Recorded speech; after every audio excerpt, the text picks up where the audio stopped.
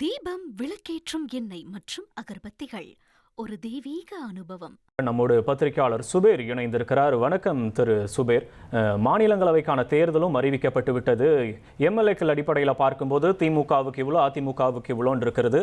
இந்த தேர்தலை வச்சு என்னென்ன முடிவை இரு கூட்டணிகளும் எடுக்க போகிறது? இந்த ராஜ்யசபா இதில் வேற ஏதாவது மாற்றங்கள் ஏற்படுறதுக்கான வாய்ப்புகள் இருக்கா? இல்ல, இப்ப தமிழகத்தை பொறுத்த வரைக்கும் 5 மாநிலத்துல மொத்தம் தேர்தல் நடக்குது. 5 மாநிலத்துக்கும் சேர்த்து தான் அந்த ராஜ்யசபா தேர்தல் நடக்குது. தமிழ்நாட்டை பொறுத்தவரைக்கும் தமிழ்நாட்டுக்கு ஒரு 6 ராஜ்யசபா சீட்கள் கிடைக்கிறதுக்கு வாய்ப்பு இருக்கு அந்த எம்எல்ஏக்களின் அடிப்படையில. அதிமுகவிற்கு 2ம் திமுகவிற்கு 4ம் அப்படிங்கிற ரேஷியோல கிடைக்கும்.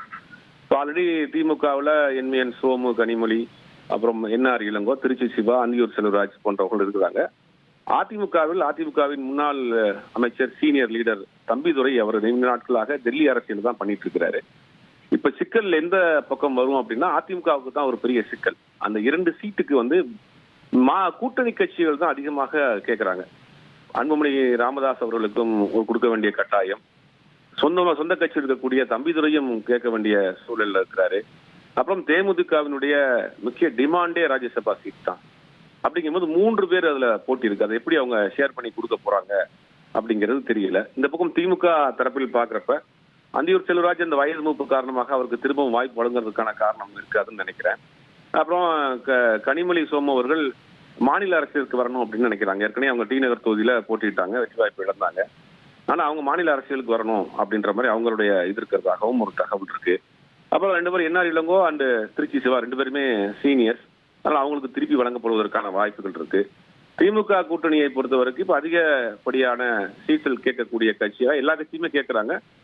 ரொம்ப பிடிவாதமா இருக்கக்கூடிய கட்சின்னு பாத்தீங்கன்னா விசிகாவும் காங்கிரஸும் தான் அதிகப்படியான எண்ணிக்கையில் கேட்கறாங்க. ஒருவேளை இந்த 2 கட்சிக்கு ஏதாவது ஒரு கட்சிக்கு ஒரு ராஜ்யசபா சீட் கொடுத்து அதை கொஞ்சம் காம்ப்ரமைஸ் பண்றதுக்கு கொஞ்சம் ரிலாக்ஸேஷனாக இருக்கும் இந்த தேர்தல் திமுகவிற்கு. ஆனா அதிமுக தரப்பில் மிகப்பெரிய ஒரு சிக்கலை இந்த தேர்தல் ஏற்படுத்தும். 3 பேர் கேட்கறாங்க. 3 பேருமே தோழமை கட்சிகள்.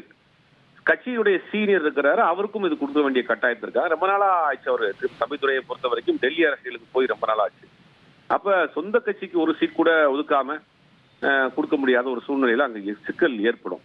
ஆனா இந்த ராஜ்யசபா சீட் தான் கூட்டணியை உறுதிப்படுத்தக்கூடிய ஒரு தேர்தலாக இருக்கு.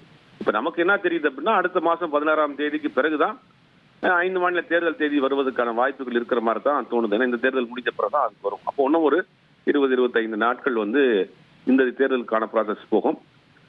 இது ஒரு வகையில பாக்குறப்ப ஒரு அரசியல் கட்சிகளுக்கு ஒரு ரிலாக்ஸேஷன், கூட்டணிகளை ஒழுங்குபடுத்திக் கொள்வதற்கு, சட்டமன்ற தேர்தலில் போட்டியிட முடியாதவர்களுக்கு ராஜ்யசபால கொடுத்து அதை காம்ப்ரமைஸ் பண்றதுக்கான ஒரு தேர்தலாகத்தான் இருக்கும் பாக்குறேன். இது சிக்கல் எங்கன்னா அதிமுகவுக்கு தான் சிக்கலாக இருக்கும். 3 கூட்டணி கட்சிகள் கேட்கிறாங்க. நன்றி திரு சுபேர், உங்களுடைய பார்வைகளை பதிவு செய்தமைக்கு நன்றி.